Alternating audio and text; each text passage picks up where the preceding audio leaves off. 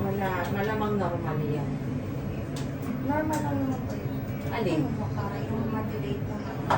Oo. Baka po kasi hindi pa ako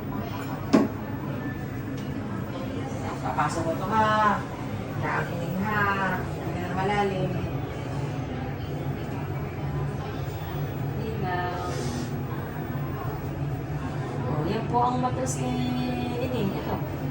Yan. Normal yan. Yung loob, ito yung guhit. Yan ang lining. Ano? Ito yung size na matas mo. Ito ha. Pwede ka kailangan.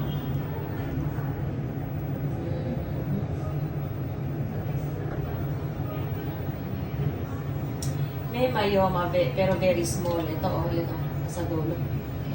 Yung bilog, ano. Pero napakaliit naman nun, ah.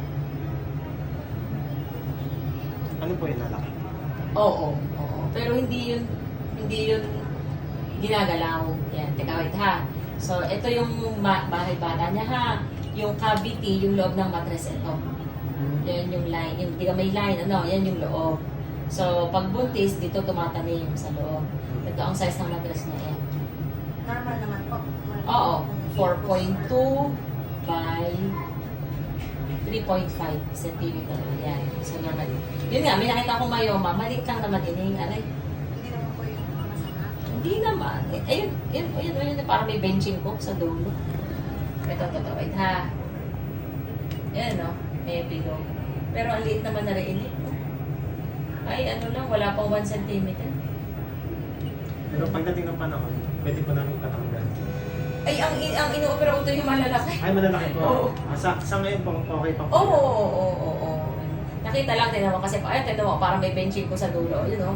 May bilog, may maitim. Yun. So, napakaliit na yan. Ay. O, ito yung iyong ovary. Hanapin natin, ha? Wait lang. Tignan mo na, Ini. Wait lang. Kaangka mo ka, ha? Kaangka. Yan. Ito yung iyong ovary or bahay itlog. Yan. Normal yan. Yan. Right? Right ovary to. Yung mga itlog, yung mga black. Yung mga bilog-bilog. Yan. Right. Ang left, hanapin natin. So, ito yung kanyang mattress.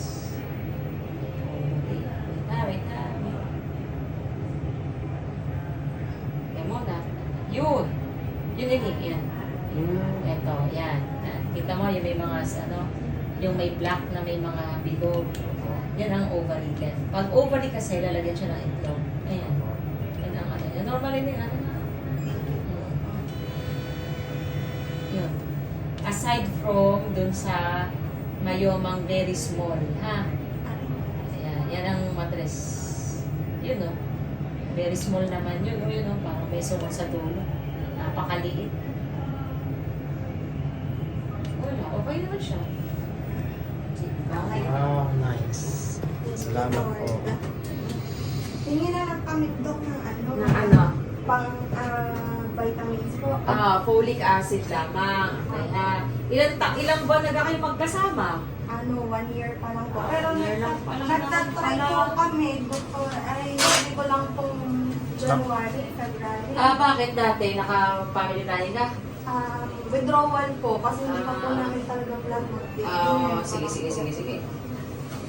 Kung irregular ang cycle mo, pero monthly na dating, ayos ang daloy. Opo. Hindi siya yung patak-patak Hindi lang. po. Hindi, sige.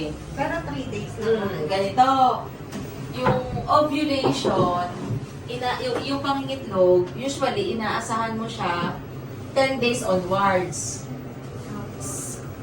Kasama yung regla. So, kailangan ng regla, sabi mo, 26 and 7. Okay lang. yun. Kaya ang lining ng mattress mo manipis kasi kakaregla mo lang. Magbilang ka ng 10 araw, kasama yung regla.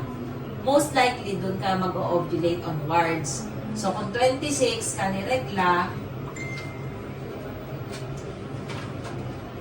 26, magbilang ka ng 10 araw.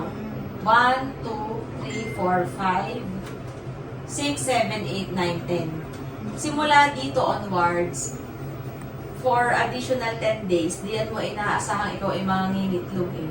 So, dapat ang contact nyo ng asawa, simula day 10 onwards, every other day. Yun. Gayon. Tapos, inom ka lang ng folic acid. Okay naman po yung para sa may acid. Matindi po May, meron kang hyperacidity. Anong gamot mo? Ano po? Omeprazole? Ayun po. Omeprazole? Oo, okay lang Okay naman. lang. Oo. Hindi dapat ibig naman ang tiyan. Ah, O Trans-B, normal ang matris ha, uterus, ano to, small, myoma nodule, maliit naman na rin yun. Point, ano lang eh, 0.6 by 0.7 cm. Normal ang ovaries. Yun ha, day 10 onwards. Pag kayo ay more than 1 year nang nagpaplano tapos hindi mabuntis, hindi pwedeng ipa-sperm analysis ang iyong asawa. Okay? Sige. Sige, bilis na ikaw. Tanong pa. Baka may tanong ka pa. ayun Ano, lang may naman. tanong? Yun lang naman po. Ako, Dok. Gusto mo magpa-sperm analysis nga? Sabi ko nga po, bago pa lang naman po kami nagtatry. Kaya nga, eh, pag ano, basta yun ang nire-require, sperm analysis. May 3. O, Kasi folic nga- acid lang. Ito yun eh, pwedeng dire-diretso. Ako, Dok, nagba-vitamins din. Di, okay lang. Oo. Yung iba na inom ng ano, Z-Man SX, narinig na ano mo na siya. Yun, kung gusto mo, usually kasi ito, mga binibigay sa mga mababa ang count. Z-Man SX. Yan. Ito ay ano, 1 capsule kada gabi. Every Ay night. po, doktor, ay isang beses isang araw. Oo, once a day yan. Times, Ano pong- times 2 months are. Tapos sasamahan mo ng kahit anong vitamin A. Yan. Ano po yung sabay po yun? Pwedeng sabay, oo. Ari sa gabi bago matulog, iniinom. Vitamin E po. E, oo, E. E. Kahit anong vitamin E. Tapos ito, Z-Man SX. Yan. D3. Yan. Ari, usually ito, pag mga mabababa, yung count. Yan ang interest. Saka- Saka na ito. Ay, di, binigay ko lang sa iyo. Ako. Tapos ito po ay tuwing kailan ko po? Ano po mas magandang oras sa inyo? Basta after meals ining. So kung ahambay, umaga. Apo. Basta araw-araw isa. Okay. Okay? Sige. Meron okay. naman po dito. Ah, Yun lang Okay, po. thank you Sige, po. Thank you po. Thank you